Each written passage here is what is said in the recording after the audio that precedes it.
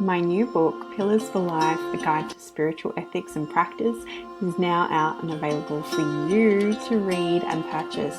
You can check out our website, willowhealing.org, to find a link, or you can find it on Amazon. We look forward to getting your feedback, and if you love it, please leave a review and share with your friends. Now it's time for the show. Welcome to Willow Healing Matters, the podcast. We are so excited to have you joining us on this journey where we explore different ways to empower your soul, whether it's healing in your kitchen or all the way up in the corporate world. Come with us as we look into different ways to heal your mind, body, and soul.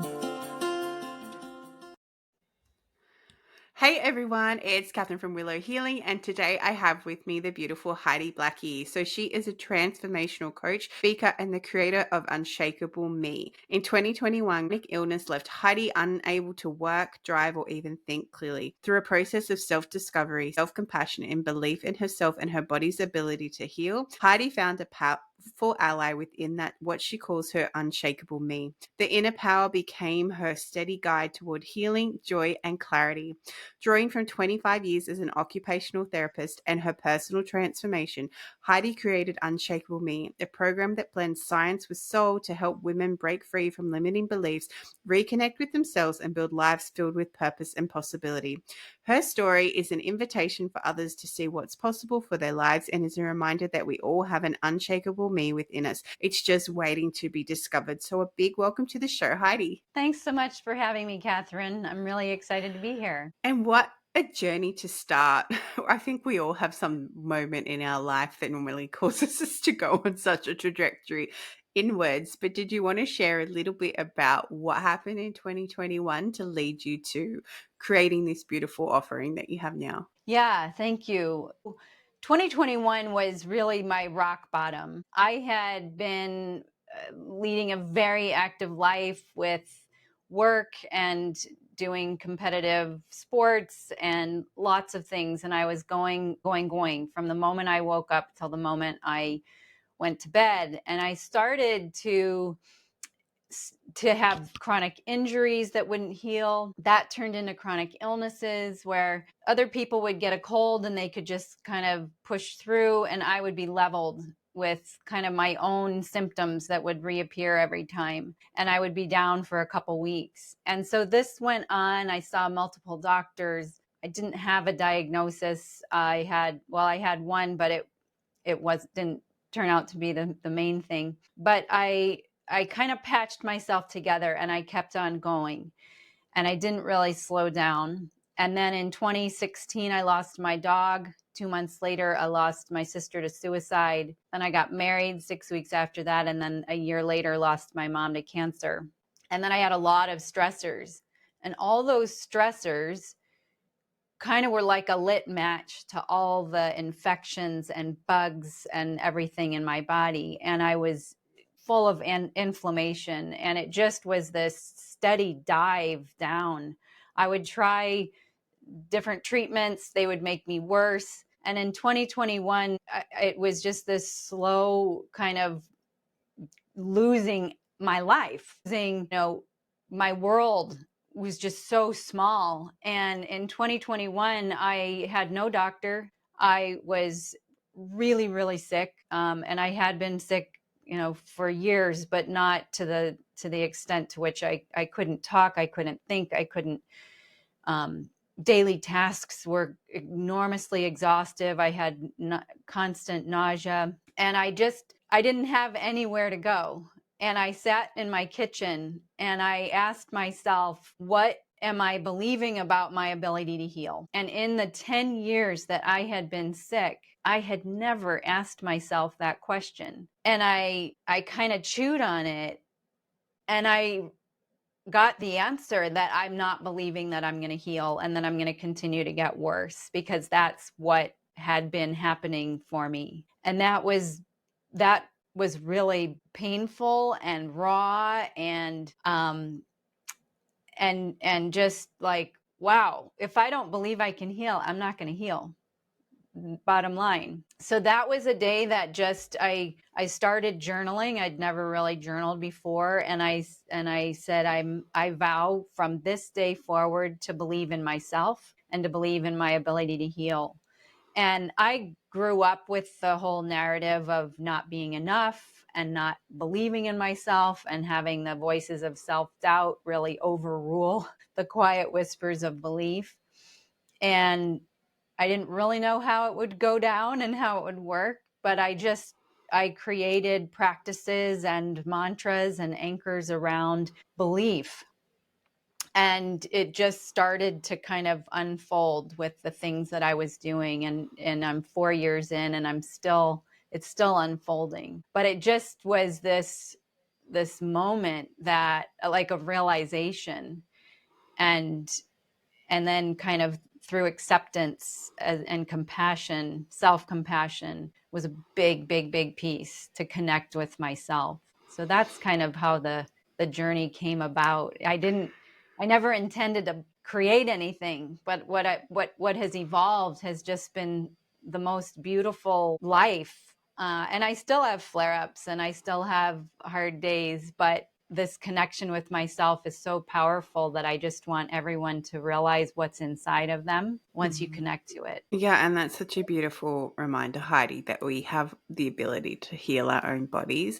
And it can be that compassionate journey because we're our own worst critic, right? And we're so hard on ourselves. And when we're Mm-hmm. in that state that we don't believe we're even worthy of healing, that can be such like you said, a raw reminder of you're actually the one stopping yourself from healing for whatever reason, whether you believe you're not worthy of it, whether you just have got stuck in that pattern that I'm always unwell, because subconsciously when we say those things like, oh, I'm sick again, or I'm unwell again, it does play a part on our subconscious because then our subconscious wants to find a way to feed that story as well, you know.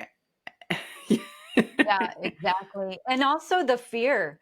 I had so much fear and anxiety about and I was convinced that I got genetic testing. I have a higher probability of cancer or higher risk of cancer. And that's what happened to my mom. And I just thought, this is my future. And I think when you have chronic illness, chronic pain, your brain changes, and that's the message, is just more of the same or worse, and the anxiety of what that means for your life and what you're going to lose, and those become self-fulfilling prophecies. Mm-hmm. Yeah, and Yeah. it's like that's what a lot of people don't realize. When you have these thoughts and beliefs, then your subconscious goes and finds things to back up those thoughts and beliefs Hmm. because, it's like, well, this is the story we have. We need to go prove it to keep that narrative true, so then you're constantly finding reasons to reinforce it. And it would have been scary for you watching your mum pass of cancer and you being so unwell on and off up to that point as well. And all those stresses, like you said. And it is the stresses and the cortisol that tends to spike everything into its happy, I want to say happy place, but it's not a happy place for us, but it's a happy place for all those thoughts that we were pushing down in our body. Yeah, and I also did a lot of research on kind of the biology of belief and the chemistry that happens, when we do have these thoughts that become bigger, they become feelings and emotions, and we unknowingly kind of create that script and the intention for that. And also the research on gratitude and compassion and attention and intention. So we are really amazing, but in America, we learn to outsource our health very early on. So we want to be fixed. And I had hundreds of patients who would come to see me who wanted to be fixed. And we have such a capacity inside of us, but that's not the narrative we're raised with. That's not, Mm. we're conditioned to kind of look outside of ourselves. Yeah, and it's almost like we're conditioned to give our power away in respect to healing, right? So it's like everyone else Mhm. is going to heal or fix this problem, not myself. And it's funny because my background is a speech language pathologist, so I fully understand what you're talking about, right? Because a lot of people used to come and see me and be like, "Hey, they're not talking." It's like, Okay, well, there's probably a lot of things going on here. Like, let's start to strip this back. And sometimes they would even come and they'd bring their child to me and be like, oh, they're not saying anything. And I'm there in front of them having this full conversation with the child. It might be a little bit gibberish because they're two, but at the same time, because they've gotten this narrative in their head that they're not talking, they actually can't hear the words the child is saying because they're not even listening. And they're like, how do you know he just said that? I'm like, because you just have to listen. And they just gobsmack. They're like, what do you mean he's talking? I'm like, he's having full on conversation with me. Like, yes, there's all the gibberish because he's two. He's meant to sound like that. But at the same time, you need to start and listen. And it's almost like then when I say it, because I'm a professional, I've given them permission to hear their child all of a sudden. And it's really interesting perspective. And I didn't think about it till you just brought up just then about how it is they come to you and they're looking for a fix rather than realizing there's power within them. And I guess that's the difference when you step out of that realm, especially into the coaching space, right? You're there to start Mhm. and support and challenge people, and you already see them as whole rather than you need to fix them. And that's the different perspective when you step out of that medical model and into alternative thinking. Absolutely. Yeah. And that whole listening, I mean, we could have a whole conversation about Oh, yes. listening, and listening to ourselves, because that and doing all the intuitive work that you do, there are always messages, and I had them too. I early on, I had your you have the ability to heal inside of you. You have the power to heal inside of you. And I thought, oh yeah, but I don't even know what that means or where to find it, or and so we do. And then just small, like, slow down. I mean, I think that was one of the biggest messages for me, was I was living too fast, too hard, too crazy, too disconnected from myself. And so it forced me to slow down and to see what's there, and know that I do have this power. I mean, I have a doctor, but I also am a big, big, big part of my healing. So, Exactly.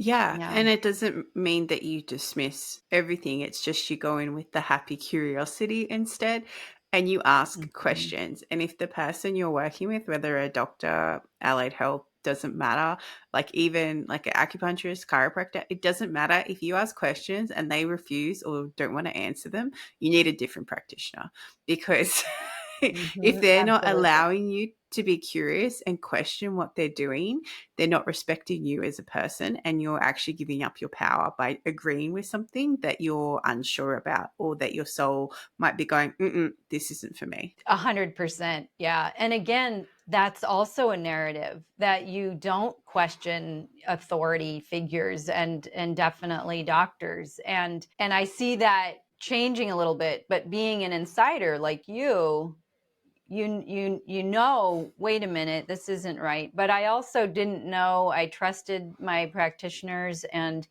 I truly believe they were doing their best to help me, but they didn't know what tests, what questions to ask, and I said, here, take my power, you can have it. And I think that's a huge theme that I'm seeing in a lot of people, is that we just kind of give our power away, whether it's things we're paying attention to or things that we do, and the automatic thinking and behaviors that we have, that we're constantly giving power away without realizing it. And then we feel the physical and emotional effects of that. Yeah, exactly. And then,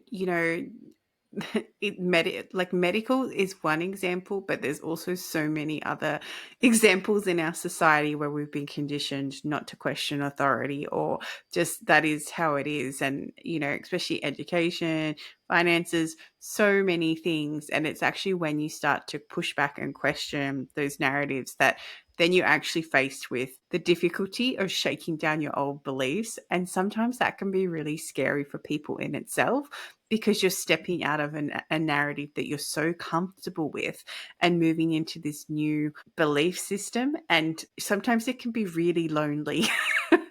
Yeah, and it's funny because I actually feel at home being the outlier now. When if people are like, "Oh, you're kind of weird, or kind of not the status quo, I actually take that as a compliment, because I am asking questions and I am kind of claiming my power. And I think, especially in the climate of the world right now in the United States, we forget how powerful we are. Um, and yeah, I just want people to realize that, and challenging those entrenched stories and beliefs. And when we do, a lot of times our nervous system is like, whoa, whoa, whoa, you're not safe, this is different, this is novel, what's going on? And people take that as like, okay, I'm not on the right path. This is creating a lot of chaos internally, but it's getting to that next step.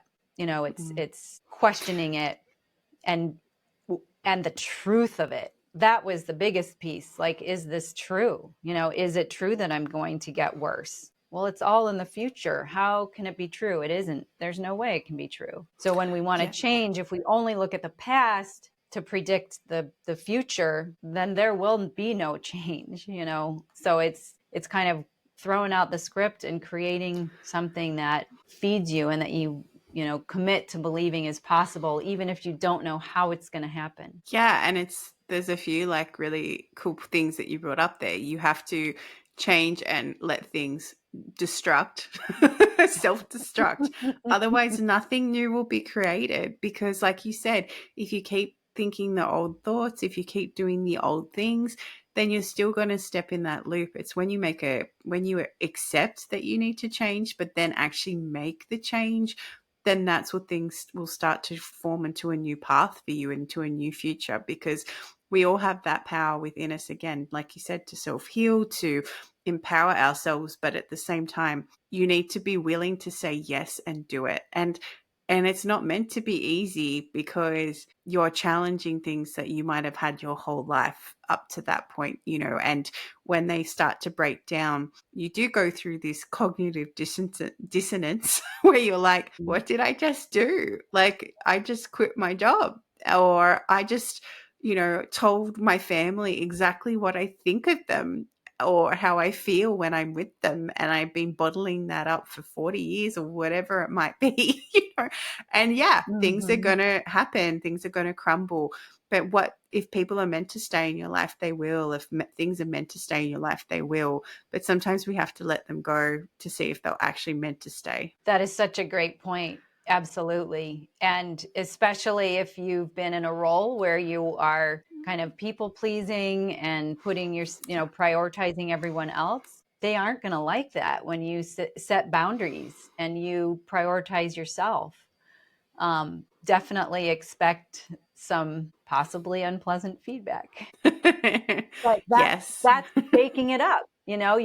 Something is changing when that happens. Yeah. So this is a beautiful segue into your approach, which is Unshakable Me. So what are some components that people can expect if they come to work with you, if they're going to look up this program that you've put together? I always say program, but that doesn't feel fitting.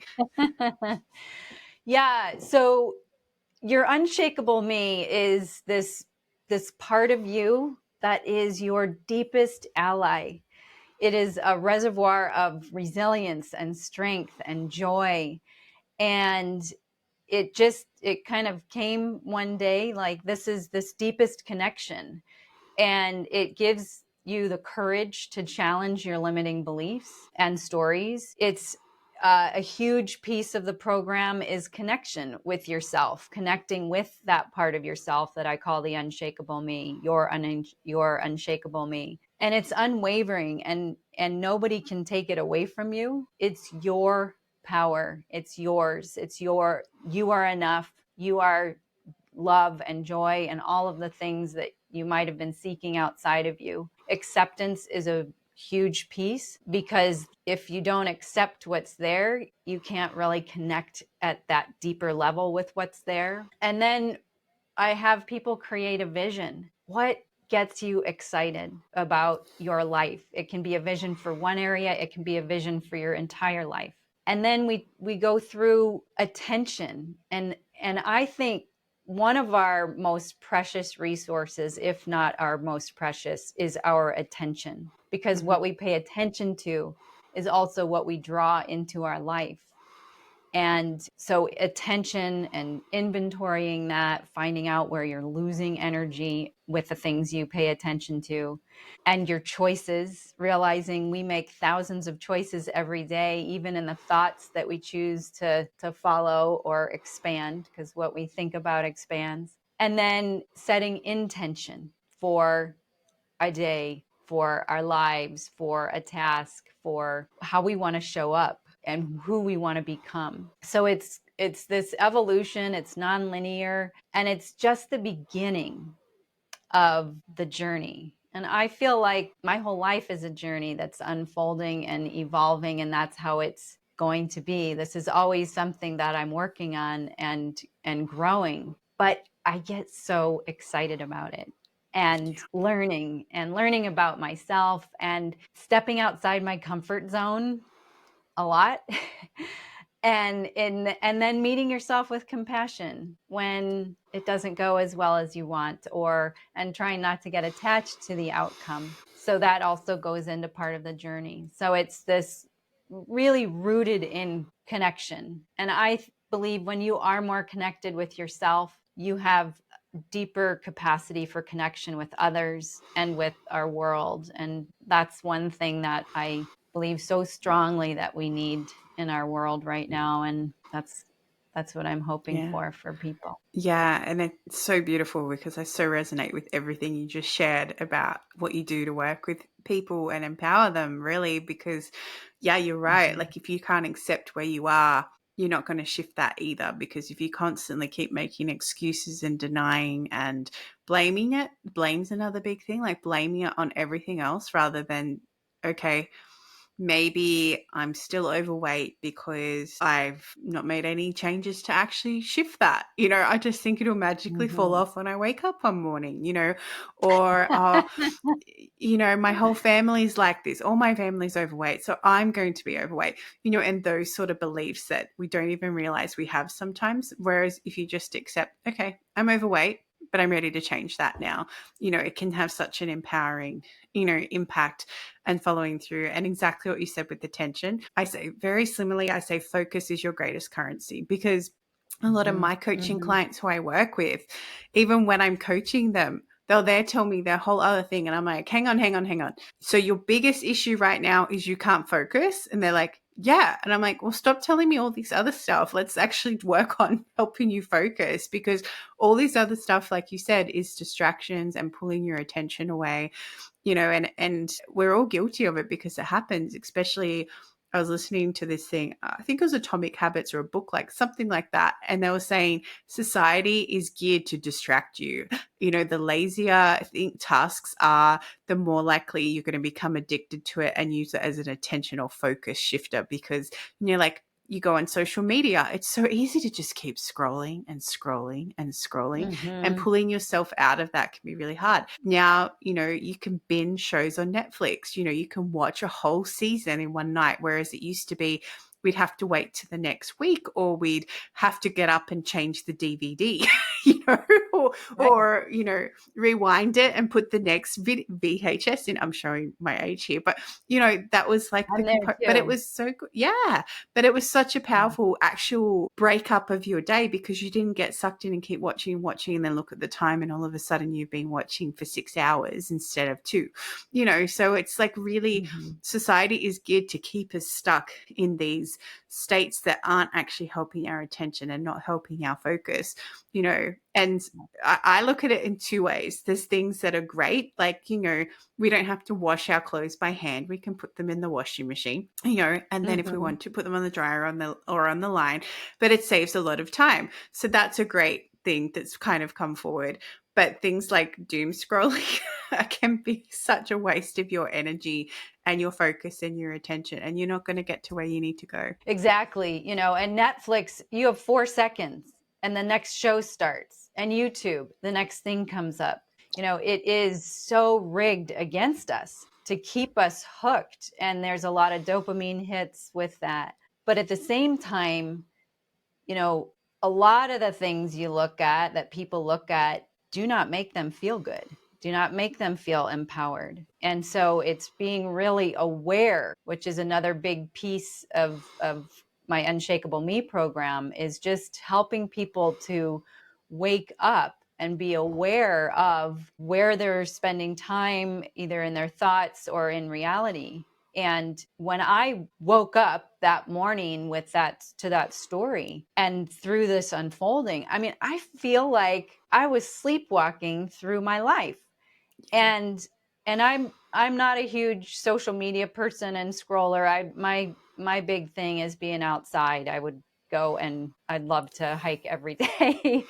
But still, it just is that piece where you're really aware of what you're thinking about, and you're aware of the energy that's associated with that, and then realizing you have a choice. You can either have it turn into kind of an emotion or a feeling, or you can say, that's here, it's fine, it can stay, but I'm not going to follow it, you know. And I think too, kind of getting back to what you were saying about change, so often when there is a part of us that we don't like with my symptoms, I was 100% consumed by my symptoms and just all the things attached to them and what they mean and the prediction of the future.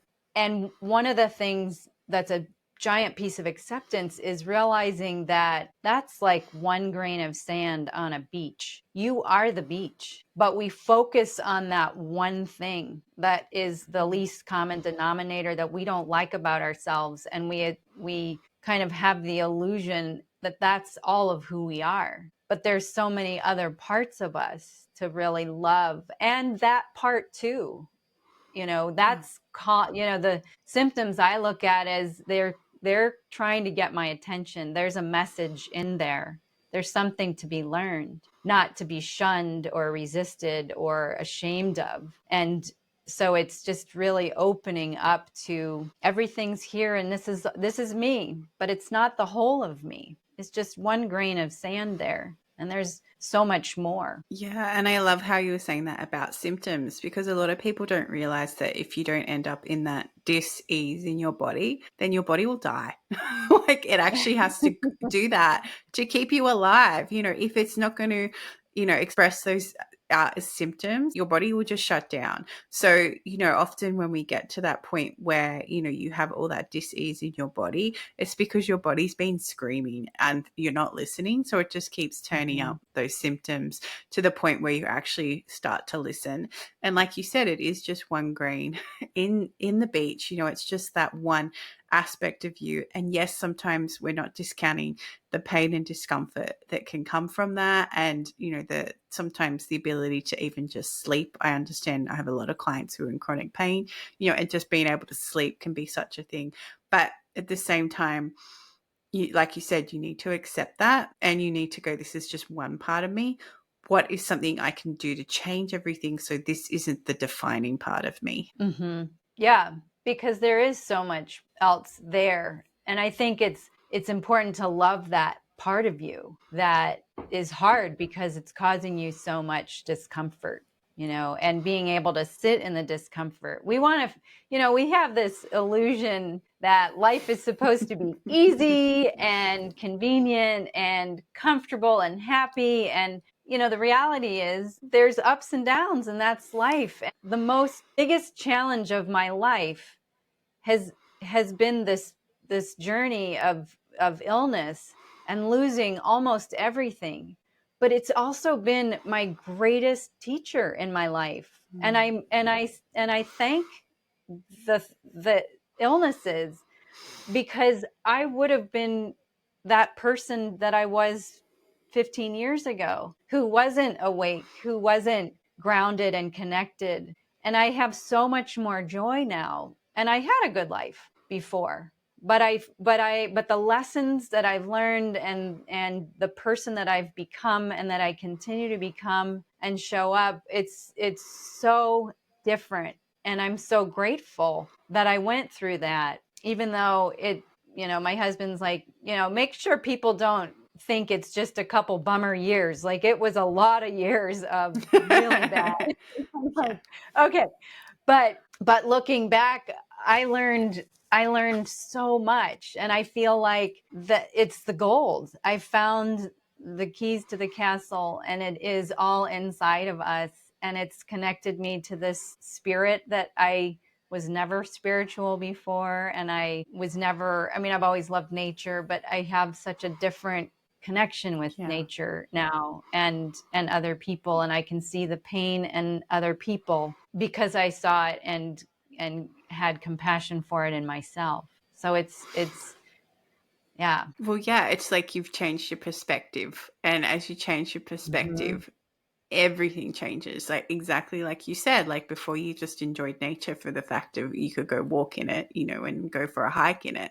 Whereas now you're like, oh my gosh, I can feel the connection and look how beautiful this all is. And it's often you hear people when they have near death experiences, not that you did have a near death, but it probably felt that way at the time when everything was Mm-hmm. shutting down. But people who have near death experiences and they wake up on the other side and they're like, why was I worrying about that? Why did I care about that? Like, Wow.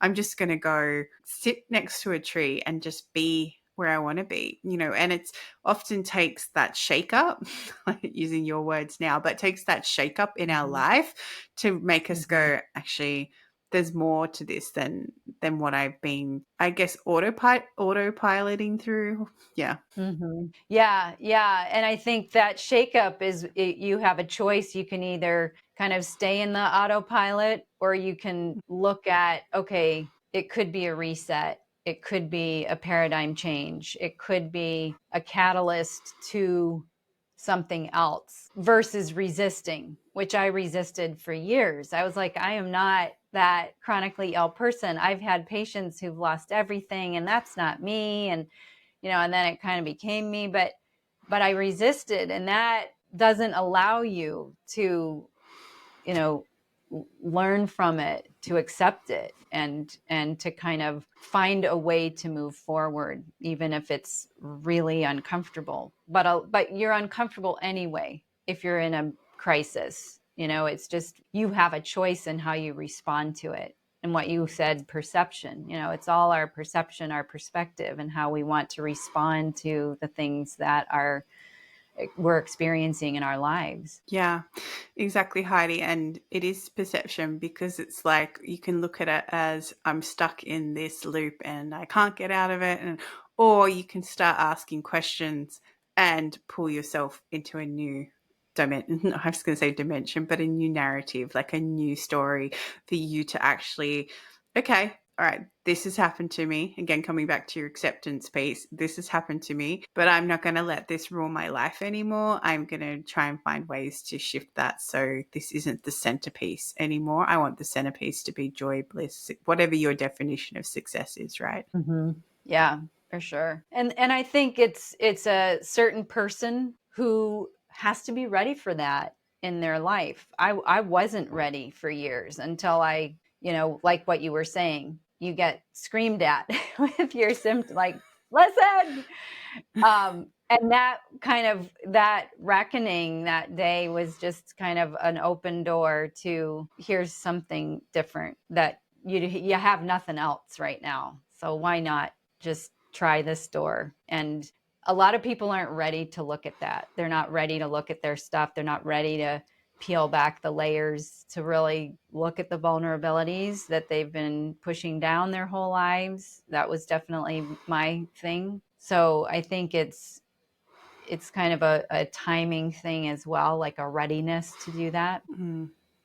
Yeah, it's always divine timing, right? It's either you end up in tragedy, or the universe will throw something your way to say, hey, if you keep going this way, then it's not going to end well for you. So, you need to step out of it. Exactly. You have all these opportunities, and and at some point, it can be so rich and amazing when you see them as that, and Exactly. and respond in that way. Yeah. Yeah.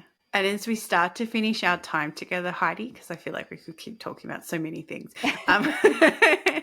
I asked the guests that come on the show, if you could heal or change something in the world, what would it be? Oh, there's so many things, but honestly, I think connecting with ourselves first and finding that compassion and that love inside of us so that we can share it with others and see it in others and in our natural world. I feel like the world would heal if we could all connect and realize we're connected with each other. I mean, there's so many layers of connection, but it starts with us connecting first. Yeah, definitely. And connecting with yourself.